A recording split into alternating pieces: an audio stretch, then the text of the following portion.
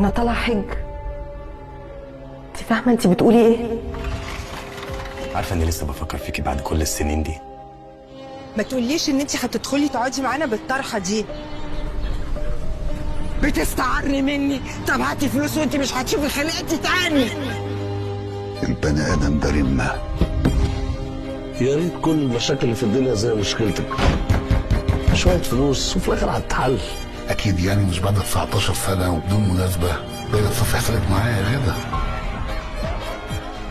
بامانه كنت بتكسبي زمان اكتر ولا دلوقتي؟ انت عايزه تمشي كل حاجه على كيفك كده من غير ما تتعوري.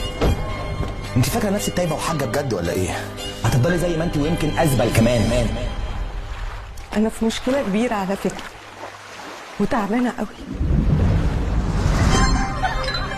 المشكله ان انا مش قادر انسى نظره عينيها وهي بتموت. انا هرجعها حافيه ومقشفه زي ما كانت.